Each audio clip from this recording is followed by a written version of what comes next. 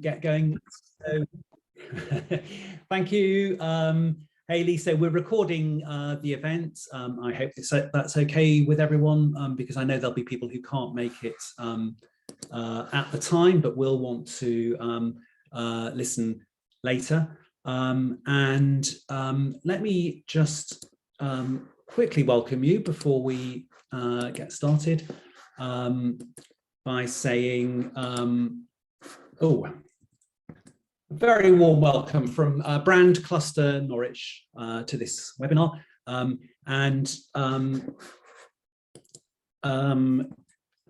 The starting point for the brand cluster is the observation that Norwich is actually a brand hotspot. We've got far more than our fair share of famous brands that come from here.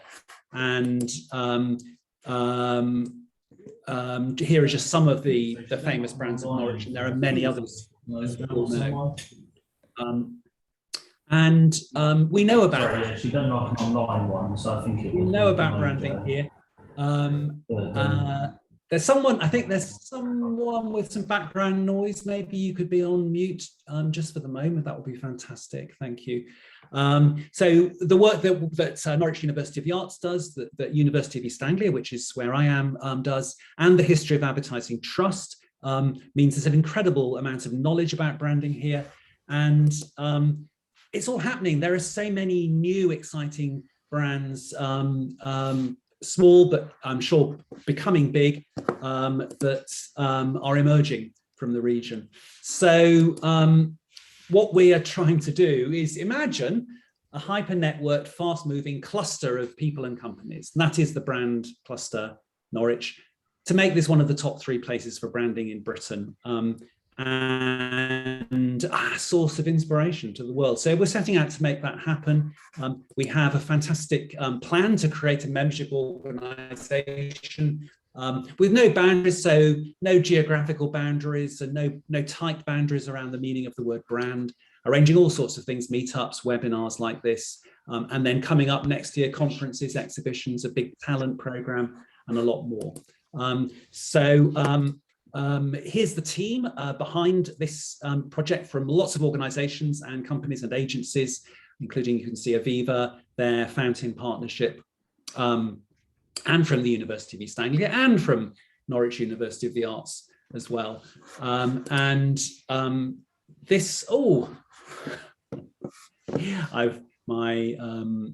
final slide disappeared there.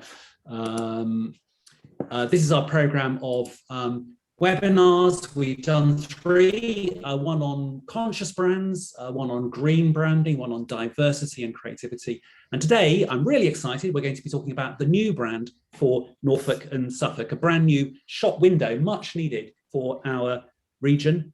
And it's great to have with us Hayley Mace, who is Head of Communications for the New Anglia Local Enterprise Partnership and the lead on Norfolk and Suffolk Unlimited, and Stuart Catchpole, who's Inward Investment Manager at the Local Enterprise Partnership. Hayley, we're going to kick off with you. This brand is new to most of us, so I know you're going to tell us the kind of the inside story of how this new place brand got created. So over to you, Hayley. Thanks ever so much. Thanks, Robert, for that kind intro. And it's brilliant as well that you mentioned the brand cluster. Ambition to make our place and our people a source of inspiration to the world. That's exactly what we're alluding to as well. And it's a brilliant way. And that's one of the reasons we're so pleased to be involved with the brand cluster project and to have been involved so far. So this is me. I'm Hayley. I'm Head of Communications at New Anglia Local Enterprise Partnership, and we manage this project called Norfolk and Suffolk Unlimited. So that sits under my remit as well. As Robert kindly mentioned, I'm joined by my colleague Stuart today, who you'll meet in a little bit. And we're going to tell you a bit about our brand story, really. So I'll tell you a little about why on earth we have a place brand for the region, why it's important, how we developed it, and then Stuart will tell you a bit more about how we work our plans for using it in the future as well. So our story began quite a long time ago. I've actually been working on this project since early 2018, which I think in this world feels like about 55 years ago, but apparently isn't even that long ago. I mean, the story really started with the sort of drive from the New Anglia Let board, which is a business-led board of directors, to help promote our region, and as Robert said, in all its facets. So I suppose the story of our actual brand development really started with a trip to Liverpool. Spring 2018, a colleague and I went to Liverpool for a couple of days for a place branding conference, one of the only ones in the world. I'm not even sure it's ever happened since. And this gentleman, Chris Brown, whose quote you can see on screen, was one of the people talking. The whole thing was hosted by Marketing Liverpool, talking about their work branding and promoting their place. Now, most of you, even if you haven't been to Liverpool, probably know a little bit about it, probably can visualize that waterfronty bit that used to be on This Morning when I was a kid, where they used to jump on the map. You've got things like the Beatles, Anfield. You've got some incredible global brands in and around Liverpool. And they were talking, I suppose, about how they had used some of those brands to build momentum behind the place and how they promote it, not just as a place to visit. Obviously, we were there as tourists. It was a lovely place to spend a few days, but how they promote it as an amazing place to live and work and set up a business, which is much more what we're about. So that was where our place branding journey started. I had, like a lot of people, hadn't really heard of place branding before being involved in this kind of project. I think really it's like marketing or branding a product. It is a lot more complicated because you're talking about a place in an ideal world. And one of the things we took from this conference is you'd pick a town or a city. You would be Marketing Liverpool. We had presentations there from Copenhagen, Barcelona. You would pick a city or a sort of greater city region. Because we're New Anglia Let, we cover the Norfolk and Suffolk region. So the remit for our board was to create a brand that promotes our slightly wider region, which is slightly different and has its own challenges, which we'll touch on in a little bit. So the question of why we need to promote our place at all, my view, and I think that probably for a lot of businesses, the case for needing to promote our place has never ever been stronger. You know, we have for a long time in our region hidden our assets under a bushel. We've got amazing stuff here. We've got amazing, I mean, Robert alluded to the sort of world leading brand work. I mean, as one real specialism, you know, amazing sectors, amazing people, amazing businesses, a wonderful place as well. And we don't necessarily always shout loud enough about that. So going back even further in 2017, the LEP worked with partners to publish an economic strategy for the region. And within that, we had built in that we would take on this work to promote our place. Everyone really agreed we need to attract skills and talent to our region. We need to attract inward investment, and that's what Stuart will tell you a little more about. And I suppose one of the things that people always really want to talk about as well is about attracting government money and recognition. We know that there is government money being spent, but it can be really difficult to pin it down. It can be really difficult to shout loud about your place. A lot of you will have heard of the Northern Powerhouse, the Midlands Engine, those places that have become part of government rhetoric about place, and a huge swathes of the country, but we don't fall into either of those. So we have to do, I think, shout even louder, really, to make our strengths known. So this is a not very well cropped, but a piece from our economic strategy, published back in 2017, like I say, was endorsed by some of the region's biggest businesses, sector group, and every local authority across our region, which is really important for us. As a partnership, we signed up for to this piece of work. And as you can see, the fourth bullet point there, using consistent place branding with an overarching offer supported by unique places, culture, and diversity. And that was really where this commitment came from, that little bullet point that underlined our commitment as an organisation with the partners who signed up to that document to do this. So with the backing of the New Anglia Let board, we developed a brief to 10 different agencies to support us in developing this new brand. We realised, one, we couldn't do it ourselves, and two, it wasn't actually appropriate for us to do it ourselves. So while New Anglia Let led the piece of work and still manages it today, it's a partnership opportunity, it's a partnership project and a partnership brand. So we had to really outsource for that to be done. Luckily, there are, as we mentioned earlier, fantastic agencies here. So we had a tender process, obviously, to do that. And developing the messaging, the values, the visual identity for our region, that was really finalised after that trip to Liverpool that I mentioned. And we used a lot of the insight and learning from what we came away from that to develop that tender brief. So this was really at the heart of what we were actually trying to do, was something that was developed by experts for partners. Like I say, we knew that we couldn't do this ourselves. So we gave them the brief to develop an umbrella brand, bringing together our world-class inward investment and business location offer, and to stand out from other areas of the UK and the global economy. We're not the Northern Powerhouse, we're not the Midlands Engine. Those are brilliant places, they have wonderful assets, world-leading sectors and brilliant opportunities, but so do we. We didn't want our brand to be apologetic. We didn't want it to almost excuse its place in government conversation. And actually, we were really keen throughout. We went through hundreds of different options for how we referred to our place. And actually, certainly with the support of our local authorities and our MPs, we're very keen that Norfolk and Suffolk actually did what it said. People knew kind of where they were. You know, people could understand the geography we were talking about. So we commissioned this work out to the successful agency, and during that research stage, more than 100 people from the public and private sectors and education sector were engaged in feeding in what they wanted this to look like, what they wanted to use it for, how they felt about it, what opportunities and challenges they saw. We hosted events to get inputs from the businesses and from members of the public, and we were really successful in that. And that was really key for us, because this bit in the blue at the top, developed by experts for partners, we knew that we had to take people on this journey with us, and it has been a journey and continues to be quite a complicated one. So getting people engaged from the outset is one of the things we were really keen to do, and that actually was very key in the conversations we had with an agency before we tendered the work, was how they would go about that sort of stakeholder piece of work, because we wanted to manage that quite carefully. So of those 100 or so people he fed in, we came up with what the agency called a direction of travel, some simple, essentially high-level bullet points about our place. So this slide summarises those, and hopefully you'll recognise the world we want to be here for the future. We're ambitious, we're welcoming, and we like that asset as well, the place where the sun rises first. You know, we have a brilliant geography, we're incredibly lucky, we have quite a unique geography, and how we kind of play with that. So we were hoping that using some of these would help to create that really strong message and help us stand out against some of those longer established sort of government place brands. So the agency worked on and came back to us with a brand narrative that built on those insights and those sort of high level pieces. And the narrative they came back was around being perfectly placed on London's doorstep and on the edge of Europe.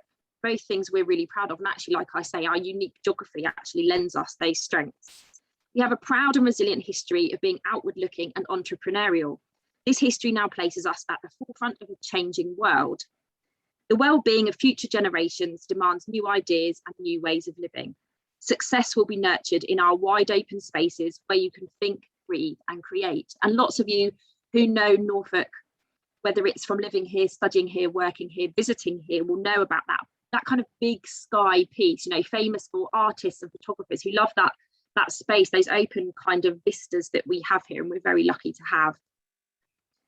So come home to our unique region with warmth, well-being and balance in daily life. Again, we know that's really important. We are an affordable place to live. We offer people an amazing balance of being able to work in a city but be half an hour from the coast. Again, a real strength here that I don't think we always shout loudly enough about. Then we talk a little about our sectors. So from renewable energy to agri-food and pioneering digital technologies, ours isn't an industrialised past, but a brighter, more sustainable tomorrow. And the agency really liked this. I think things like the Northern Powerhouse, the Midlands Engine, play on the industrial heritage, which fames those parts of the UK, and actually which is still a big part of their economy. And how do we stand out? Well, actually, let's stand out by saying our look is much more forward. We'll use what we've learned and we'll use it to make a more sustainable tomorrow. So share our energy, embrace ambition and celebrate innovation right here with us. Welcome to Norfolk and Suffolk, we're open to you.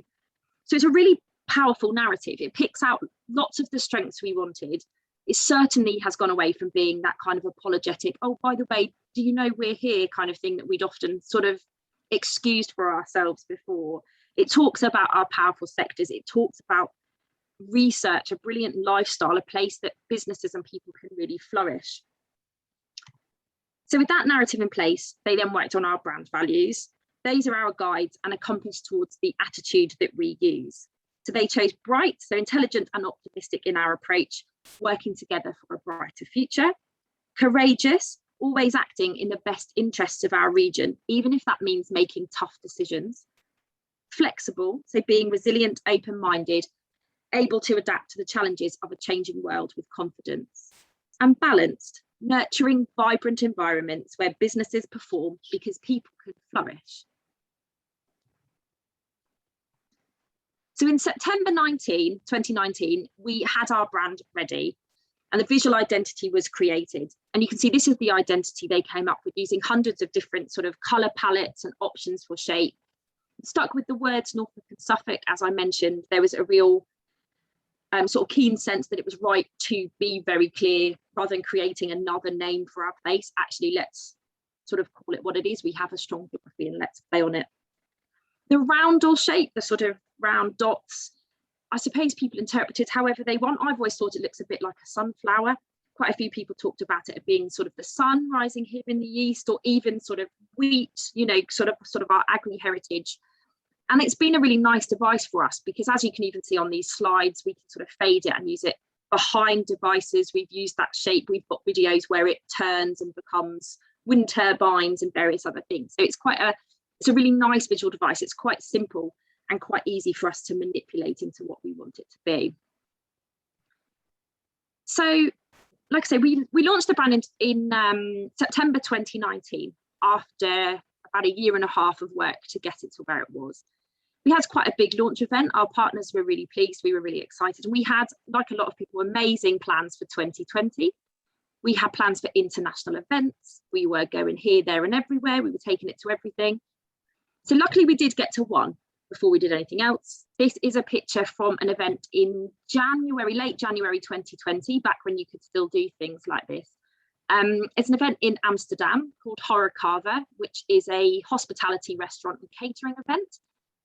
And we used some of our budget and a budget from a partner project of ours called Invest East to support local food and drink producers to take their own goods. So we had wine, we had chocolate, we had coffee, we had protein drinks, we had meats, and we took them to this event. We branded it as Norfolk Suffolk Unlimited and took, I think in the end, there were 11 or 12 local food and drink producers with us, with the Department of International Trade. You can see we shared their branding as well, to showcase fantastic British produce at this Dutch event, which is full of Dutch, Belgian, French sort of restaurant catering trade buyers, a huge, huge event. That was due to be the first of our kind of forays into international events. We were due to go to an event called Mobile World Congress in Barcelona, which is a tech sort of app development event in the spring. We were also supposed to go to a property event in the south of France called MIPIM in March last year. I mean, for obvious reasons, those didn't happen. And suddenly we were left a little bit lost as to what we do with our new exciting brand that we wanted to show to the world when you can't really show it to the world. And we even took the view in spring last year, having done a lot of the legwork to get these things off the ground, that giving this, we're open to you, come and visit, this is a fantastic place to move to and come to, actually wasn't appropriate for a while last year. Certainly through spring and early summer last year, we couldn't really invite people to come and visit. We've had international visitors since, but only really in the last month or so. So it's been a really long process. So instead, we took the time to really work out what we wanted to achieve with it, how we could do that in a slightly different way, and what we're going to do with it in future. So with that in mind, I'll hand you over to my colleague Stuart, who will talk a little bit about his understanding of how we use this from an inward investment perspective and what we're going to be doing with it in the future. Thank you, Hayley. Good afternoon, everybody. So my name is Stuart Catchpole, and I am an inward investment manager for New Anglia LEP. I've got a bit of a background in rebranding and branding, having spent 5 years on the research park and being the lead on moving the Earlham Institute from the Genome Analysis Centre. So it's an absolute pleasure to be working with Norfolk and Suffolk Unlimited. So our job as a inward investment function really is to attract foreign direct investment to Norfolk and Suffolk. And we do that through the promotion of Norfolk and Suffolk through its assets. By that, I mean land development opportunities, commercial property opportunities, talking about skills and expertise in Norfolk and Suffolk. And we respond to inquiries that could come directly from business or through partner referrals. So obviously Norfolk and Suffolk Unlimited is a brand that we use as a vehicle for raising awareness of who we are, what we are and what we've got. Why is it important that we have a brand to be able to do that? Well, essentially we operate in a global market.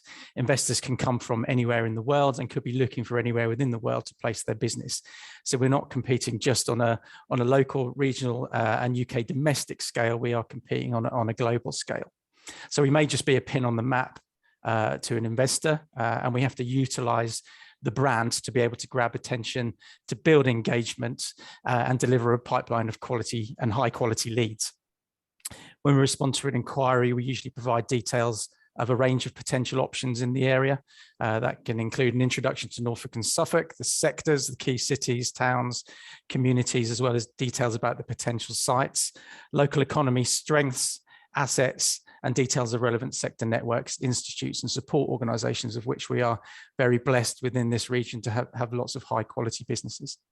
And the brand provides us with a vehicle to be able to push that narrative around all of these factors, and digital technology provides the tools to be able to target our audience. Next slide, please, Hayley. So we have a delivery plan, and it's really built around understanding and trying to get a view into global market need, about determining our offer as Norfolk and Suffolk, developing propositions that we can then communicate to identified target audiences. That should deliver that high quality pipeline that I spoke about of interest, and we can pick up conversations, build relationships, and hopefully land investments. Some of these can take a number of years to come to fruition. But it is a complex landscape, and keeping our messaging clear and understandable is absolutely essential. And Norfolk and Suffolk Unlimited, I believe, allows us to do that. Next slide, please, Hayley. So here's a little insight into the number of districts that we work with. And it does, you know, the Norfolk and Suffolk brand does hide the complexity of the relationships and the conversations that go behind the scenes to actually promote the assets and opportunities that we're able to offer to potentially interested parties. Again, you can see that number across Norfolk and Suffolk. Next slide, please, Hayley. Each of those districts, it has its own set of assets and its own set of opportunities, and quite often its own brand. And each of those assets and opportunities often have their own brand as well as the sort of support programs that you can see on the right-hand side there. So the sheer breadth and width of our offering, confused offering, and cause a barrier to engagement for anyone interested in finding about Norfolk and Suffolk, particularly when you look at it from that global scale. So we can use it to easily promote our unique selling points, provide a single point of engagement for which we can manage inquiries and bring in relevant district colleagues, asset managers, developers, relevant parties, and support network to each of those inquiries that we get through. Next slide, please, Hayley. So you can almost view this as a shop front, and once you're in there, you can see all the districts and the assets and our products. And on the right-hand side there, you can see just a small screenshot of our website, which helps to create that digital shop front. And we've tried to incorporate tools that investors might find beneficial. It gives a good sight into what it's like to be here in Norfolk and Suffolk, as well as the key sectors, as well as delivering some functional tools like commercial property finder, report builder function. And we've recently added some detail about recruitment here that companies can tap directly into to take out some key stats and information. We've got case studies there from people who have moved specifically to the area and how they are finding working here. And you know, basically dispelling that myth that once you're here and that's it. There's business that goes on. You can make connections, networks, and you can progress your career. And that's all available through the recruitment side of the website. Next slide, please, Hayley. So I think we've, over the years, been really successful in building that place narrative. Hayley said right at the very beginning that we've often spoken about hiding our light under a bushel, and I think we still do that. But I think in terms of translating the message that Norfolk and Suffolk are great places to live and work is certainly, it is coming through and it's cutting through now. But I sometimes think that the content that we deliver sometimes only reaches so far, and it reaches quite often the people who already know about it, already having some involvement in the actual activities and content that we're talking about. So for me, I think our next challenge really is to grow the brand through that targeted campaigning that Hayley has spoke about before. And for me to do that well, it's about establishing and defining our commercial opportunities. So from an inward investment perspective, because obviously that's who I represent, we really want to be reaching that target external audience. But in order to do that, we really need that business intelligence and data to help us establish what the market opportunities are, who those particular investors are, and what they're looking for. We can then build those propositions, we can tailor the narrative accordingly, and we can use Norfolk and Suffolk Unlimited brand to create regular, engaging content. We can build dialogue with those particular prospects, and through that regular engagement, build advocacy, get them interested in the area, and hopefully that then turns into that high quality pipeline and delivers inward investment here to our area. So we need to have greater dialogue with you guys. We need to have greater dialogue with our businesses to gain that real business intelligence that help us to understand what's going on in the market, help us understand what your challenges and opportunities are, and then be able to tailor the opportunities that we have here, the assets we have here to go out and promote through Norfolk and Suffolk Unlimited in a more targeted, more effective way. But most importantly, we need our stakeholders to get behind the Norfolk and Suffolk Unlimited brand. We all need to use it consistently. We need to use it together. We need to spread that word amongst our colleagues and our contacts. And that will not only help to establish the brand and its values, to provide that real base for organic and sustained growth of the brand, and help us to really make that footprint and make that mark on that global scale, and cut through all the noise. Because when we respond to, for instance, DIT inquiries, we can be up against anyone in the world, and it's really important that we really grab the investor, we grab that opportunity right at the very beginning. And that's it for me. Thank you, Hayley. Well, Stuart, thank you very much indeed, and thank you, Hayley. Excuse me, too. That's a fantastic quick introduction to, I think, probably for most of us, a brand new brand. And I'm sure people will have lots of questions, both for Stuart and for Hayley, and the next half hour is designed for those questions and to answer them. Maybe I could just kick things off. And by the way, please do type your question into the chat. That's probably the simplest thing to do, and then we will get to and answer as many questions as we possibly can. So please do use the chat function to ask your questions. But maybe I can kick off with one for both of you, but maybe Hayley first, which is in creating this place brand. Hayley, what's been the toughest challenge? What's been the hardest thing to do? I think in creating it, the toughest, I think perhaps in creating it and using it, the toughest part is partner buy-in. It's not ours. And that's very difficult. It's not like a business having a brand that's theirs, that they own as a business and they can kind of grow with. It was driven by the LEP board, as I said, but with lots and lots of partners, which I think is always challenging. Any work you do that involves, you're talking, well, probably 16, 20 partners without really stretching too far is incredibly difficult. Getting something, and I think what I mean by that is developing something that's worth doing, as in it creates a brand that says something, that has potential to do something, but that isn't a compromise, because there is going to be an element of compromise. So I was actually slightly unfortunately, or maybe fortunately, on maternity leave when the actual initial kind of brand ideas came back. So there was someone else doing my job at the time. And I don't know whether that was a good thing or not. Probably in my mind, probably a good thing that I wasn't there. But I'm sure they came back with stuff that was much more ambitious in a way than what we ended up with, because I think it kind of had to be that process. And so to come up with something that's not a compromise, that has potential to do something, but then once that exists, as Stuart said, then getting the buy-in for people to keep going with it, so that it's not just sort of falls into a hole, which is really, really challenging, particularly for us where, like I say, we kind of own it and kind of don't own it,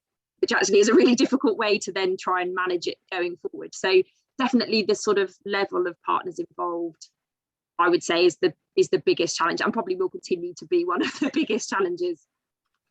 I think that paradox of owning and not owning is clearly true for this brand, but is increasingly true for lots of brands that are maybe kind of notionally started by an organization, but actually in the end owned and used by many other people and many other organizations. So fascinating to hear that.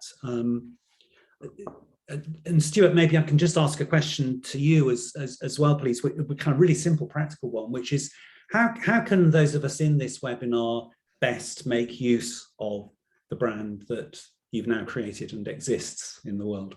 Yeah, I think it's just use it in your conversations, use it in your dialogue with your supply chain and your customers, use it in your social media and your marketing activities, perhaps. I think it's just getting this conversation going, really. I think it's engaged with us at the LEP. We want to hear what's going on in your businesses. We want to hear if you are, engaging internationally and you're making contacts that way, and that's way that we can establish, relationships and get in and have those conversations ourselves. I think it's about using that brand consistently. As Hayley rightly says, I think we've got. I like the brand. I like the visuals. I like the values that it brings. I think there's been a bit of a stuttering start, not just, in delivering the brand, but I think that the whole pandemic side of things maybe had an impact on the launch of that as well. So it kind of launched and then we had to take a step back. So I think now's the time to get the conversations going and put it onto the agenda as well. Like I said in my presentation, for me, it's about, now it's about communicating that brand. It's about making sure that the content that we're putting out, again, from an inward investment perspective, goes on that global platform rather than us just sharing success locally within Norfolk and Suffolk, which is absolutely vitally important that we do, because you still need that internal conversation. But in terms of showing the world what we've got and welcoming them in and getting dialogue going, it's important that we communicate that externally. Okay, so spread the word is really what we need to do at this point.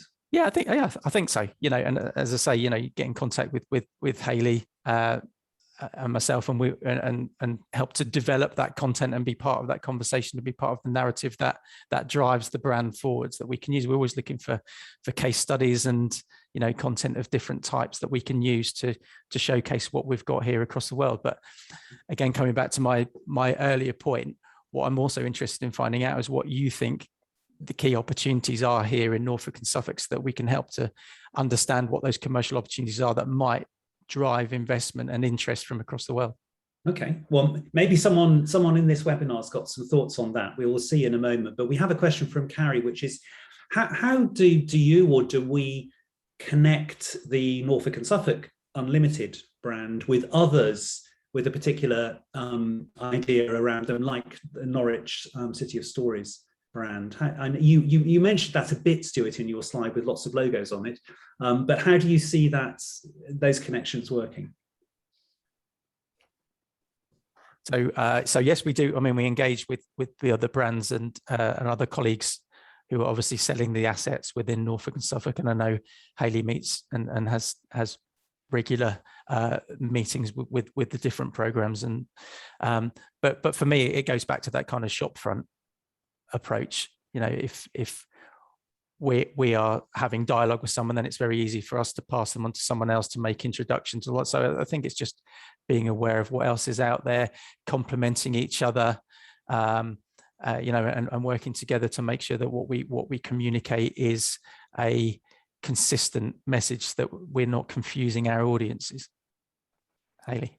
Yeah, I was saying, to pick up that, I suppose, and like anything, if it's going to work well, it's about communication behind the scenes as well. So we've got some partners on this call. I've seen some familiar faces, people who we work with to promote various projects, various exciting things that are going on. And it's about, I suppose, like anything, we're not I don't have magic powers. We only know what we know. So if people come to us and say, we're doing this exciting thing, chances are probably will, if it's positive for the region, then it kind of fits our remit. It sort of, it doesn't matter, we have cultural sector things, tourism sector things, energy, manufacturing, kind of doesn't matter, stuff that's positive about the region. And I suppose that's where even things like the brand cluster work sit in as an aside, is building actually a different brand for a very different thing, which all sits under what we're trying to do. And I remember speaking at an event, so one of our partners, because they work sort of very close alongside us, is the Cambridge Norwich Tech Corridor brand, which has been around a similar amount of time actually and does quite a similar thing, but obviously on that geographical Norwich to Cambridge corridor. And when we first launched this in sort of autumn 2019, their team kind of invited me to speak at one of their ambassador breakfasts. And I went along and I thought to myself, people are going to be really confused. They're at a tech corridor breakfast. I officially work for the LEP, so I've got a New Anglia LEP email address, and I'm talking about something else. I think, aren't people going to think, what on earth is this kind of confusion? And actually they didn't. Businesses completely got, let's be positive about the area. Whether you're an official ambassador for a thing or you just tell your staff when they're going to events to be really positive about the area, or you share nice stuff on social media, it kind of doesn't matter. It's all doing good, and if everyone does a little bit, and I had that panic that people were going to go, I don't understand how this all fits together. And while I think often we in sort of almost public sector, and certainly a lot of public sector partners, confuse some of that and get really obsessed about boundaries and who does what, businesses certainly don't care which boundary they sit in. Like Stuart says, they come to us to Shopfront and we'll signpost them on, or they go to someone else and they signpost them on. As long as they get what they want, they're not bothered what email address you respond from, or which logo you have on your signature.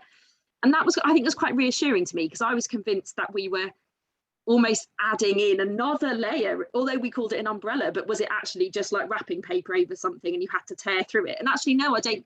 Businesses certainly seem to, I think, grasp it faster than people in the kind of sphere we work in, where we sometimes overcomplicate it. I've always been reassured that people do get it, do see how all these things fit together, and that the drive to be positive about the region, promote all these great things, is a good thing without having to worry exactly about whose logo is on it, kind of thing. So I think hopefully that's quite a positive. And I guess most people will never see the zoo of logos that you showed us just now. They will tend to see one or two at a time. And you can kind of hope not. I mean, it'd be quite confusing, but it's like anything else. You go and you buy the products you like. If it's delivering, it's like any brand, isn't it? If it's delivering what you want, fantastic. That works for us. If people are doing something positive, exactly which bit they do it under, it's almost that we can be a conduit to amplify a lot of that. And that's how we try and often sell it to people is, if we're saying, how can you support us on social media? Well, actually, rather than do our own thing, why don't we amplify what you're doing? Yeah. Because then we're almost an extra pair of hands to what people are trying to achieve. And I think that's much more valuable than trying to create all our own things and then force those downwards onto people, which is particularly challenging. So you're an amplifier in some ways. I think that's a very helpful way of thinking about it. And certainly from the point of view of the Norwich brand cluster, you are a very useful amplifier of what we're trying to do. So I think that's kind of a helpful way of thinking about it.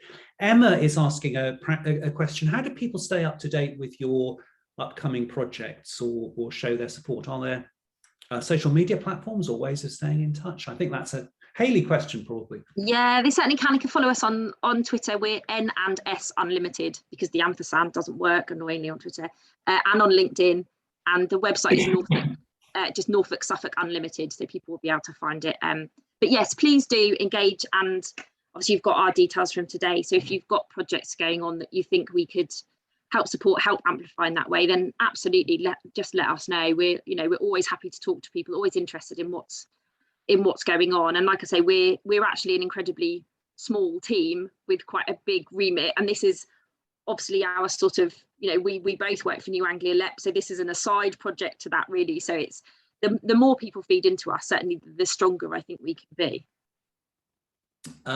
Great, thank you, Hayley. We've got another 15 minutes, and we've got the experts in the room. So if you have more questions about how this brand was created or how it could be used, I can see Rob, you have a hand up. Do ask your question, please. I do, yes, and yeah, cards on the table. We've worked with Hayley on several projects to support the Norfolk and Suffolk businesses, and that is my point actually. In terms of the Norfolk and Suffolk Unlimited brand, is not an ambition necessarily, because it already exists. We've done numerous videos of companies in Norfolk and Suffolk, and the diversity of those businesses are gobsmacking. Over this summer, I filmed a drum and bass recording studio in Diss. I filmed a horse Fitbit in Newmarket last week. There's a company in Suffolk, massively successful, who imports shipping containers and converts them. There's one of the few silk mills still doing state-of-the-art weaving down in Sudbury. There is a massive, it's not just tourism and agriculture and a bit of tech. From what I've seen, Norfolk and Suffolk really is unlimited for a number of various reasons. One is, I think, location.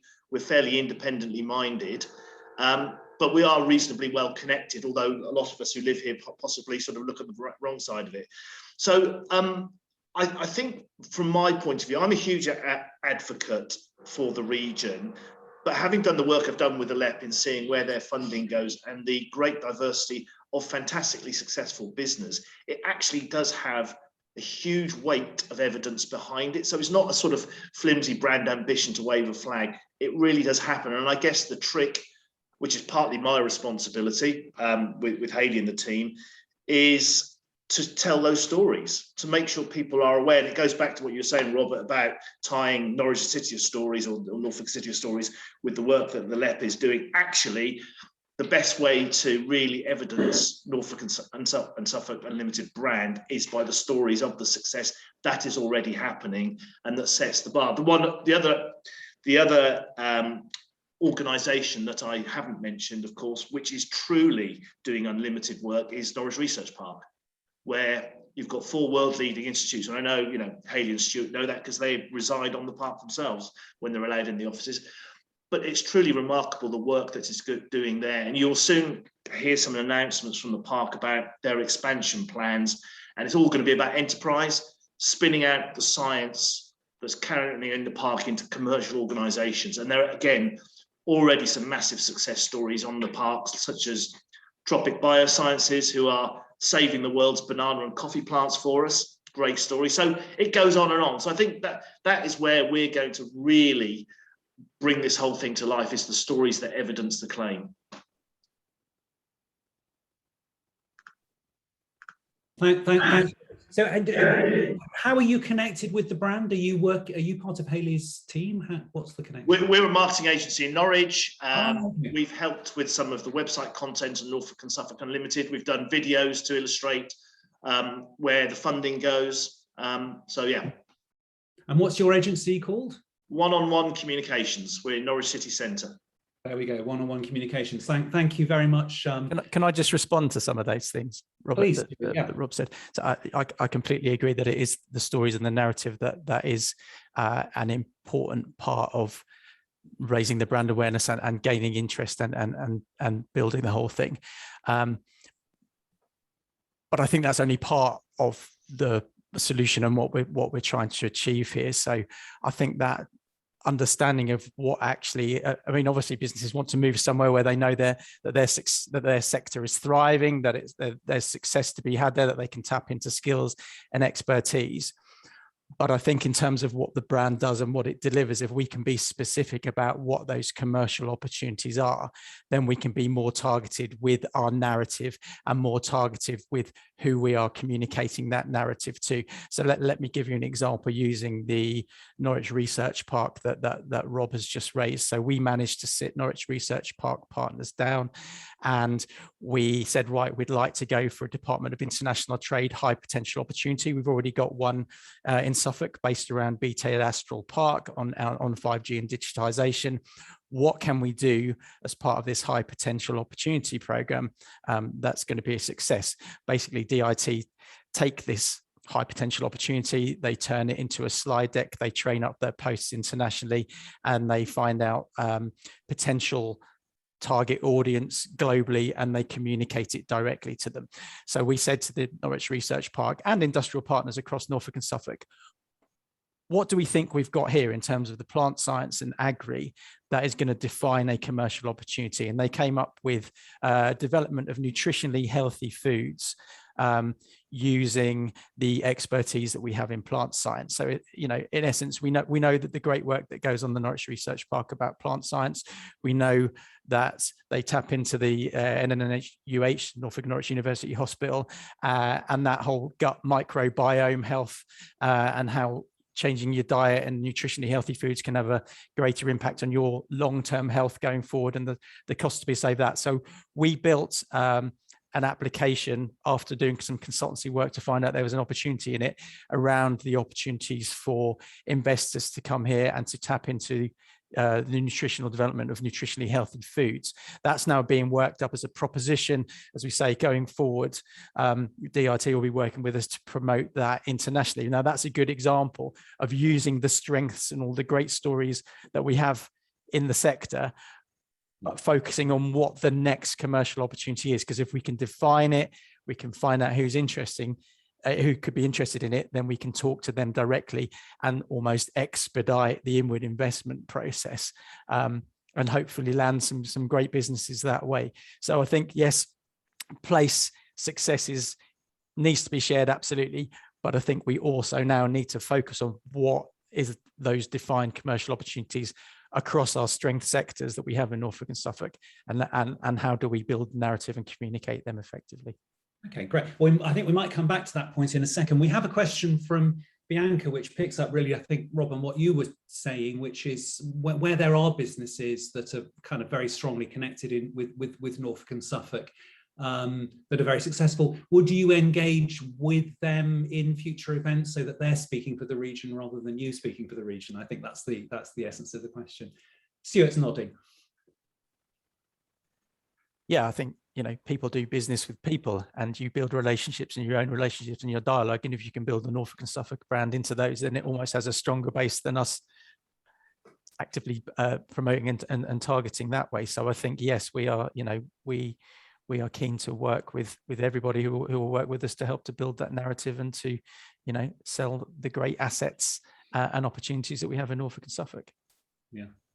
Good, great. So if we just get back to your point about the specific growth opportunities, I noticed a phrase on your website that really stood out for me as being something very exciting, which is clean growth. And you talk about being the clean growth region, which feels very timely and kind of intriguing, because maybe there's a paradox there as well. What's the story there particularly, and what kind of growth opportunities could follow from that thought? I pick up a little on the sort of what it means. I alluded when I read out, I think, the brand narrative piece, the piece of work which we really liked, which was, let's not hark back to a kind of industrial past and that sort of thing, but look forward and be a place where businesses from us, I suppose, the public sector, investors, people, universities, the whole remit of what's here, look forward as opportunities. And I think that involved assets, and probably very clearly involved things like the UEA, with their very much focus on amazing science in that kind of sphere. And you've got places like CFAS doing incredible sort of climate science. And then when you take that and look at our kind of renewable energy sector, obviously we're a UK and world leader in a lot of that as well. And it kind of creates a piece of a place that's on that journey, but, towards the front of the decarbonised train rather than towards the back of it. And I think that's why I was particularly pleased that they wove that into the narrative, rather than being a kind of, because we could have gone around kind of ports, if you think we've got an amazing coastline, and although actually they're doing a lot on that area now, but it doesn't necessarily reflect that. So I think it picked up a lot of that. For anyone who does already follow us sort of on social media and things, it's a huge part of what we're talking about at the moment, for obvious reasons, same as a lot of other brands. We engage. We've got a whole series of business support program at the moment around what's called Clean Growth for Business, which is sort of events, online resources, podcasts, all around that, and actually are part of the narrative we talked about, promoting brilliant things that businesses here are doing. So all the events are business speakers or partner speakers telling about what they've done, what they've experienced, changes they've made. Podcasts similarly are local business leaders talking about their business journeys towards net zero or towards sustainability or whatever they've been working on. And there's a really powerful story there for us. And there are some people doing fantastic things. And I think it also underlines, hopefully, that clean growth region piece, much more of a regional commitment. And from that, I mean, I suppose, us as an organisation that puts a lot of funding into the local economy, local authority partners who have made those big commitments. You know, Suffolk and Norfolk both have county-wide climate emergency plans and big sort of funding streams looking at how to, whether it's decarbonise transport or make homes more, you know, better heated in better ways and stuff like that. So there's a huge amount of work going on. And again, it's something that the region didn't really shout about. We kind of the energy sector a bit, I guess, but beyond that, people didn't really know about any of the other things. And actually, there's people doing really exciting things here. So it's a really nice and very, very topical theme to sort of speak about as well. Well, it's a huge story, isn't it? I mean, Britain is the world leader in wind generation of electricity, and Norfolk and Suffolk is the national leader, I would guess, in that industry. So it's absolutely kind of a world scale story. I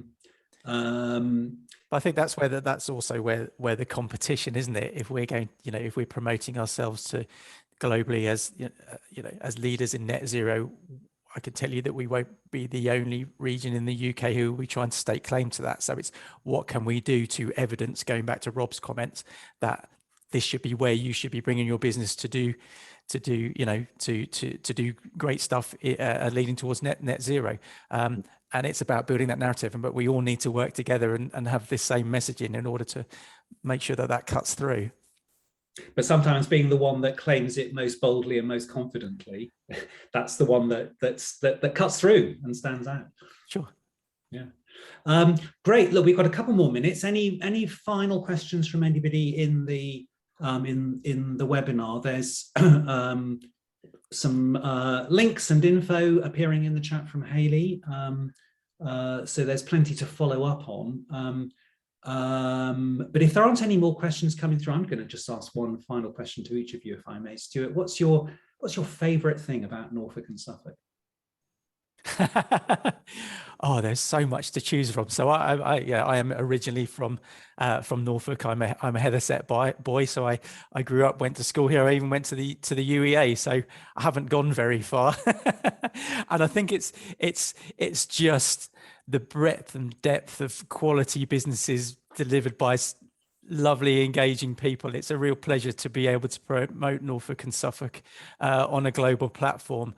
A couple of weeks ago, we hosted a Dutch delegation over to visit the Local Flavours conference and event, and we spent 2 days with them. They had a great time. We introduced them to obviously not just the footfall of people at the Local Flavours events, but they went to the Norwich Research Park. They went over and saw the new Food Enterprise Park and visited Condimentum, and they went and did some wine tasting at Chet Valley. And it's just, it's just that lovely interaction of broad breadth of businesses, both in the city and rural businesses that make this such a fine place to be. Great, thank you. And Hayley, I have to ask you the same question. Your favourite thing about Norfolk and Suffolk? Yeah, I'll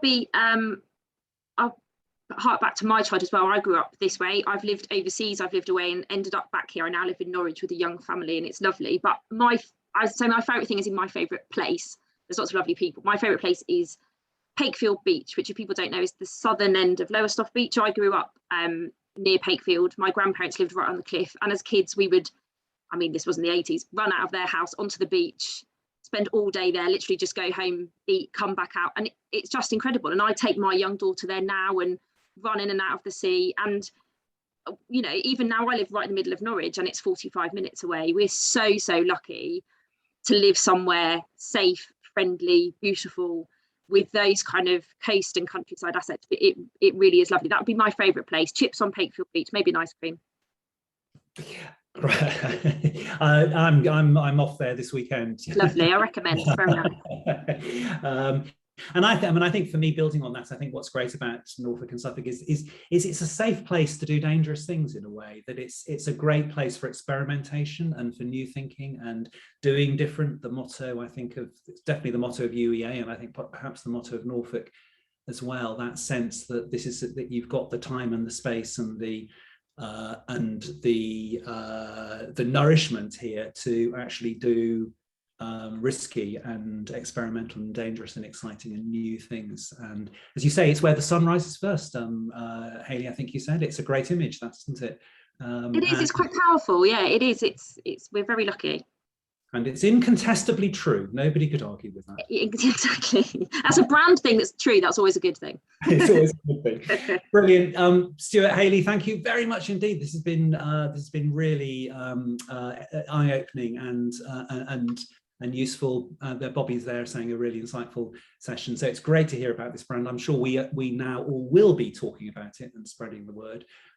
So thank you both very much. And thank you to everyone who's come along today. And don't miss our next webinar. More information on that soon, but it's about how food producers, particularly, and supermarkets can both win. How both kinds of brands can win out, a kind of win-win story. So that's coming up next month. But for now, thank you very much indeed, everyone, for joining. Thanks, everybody.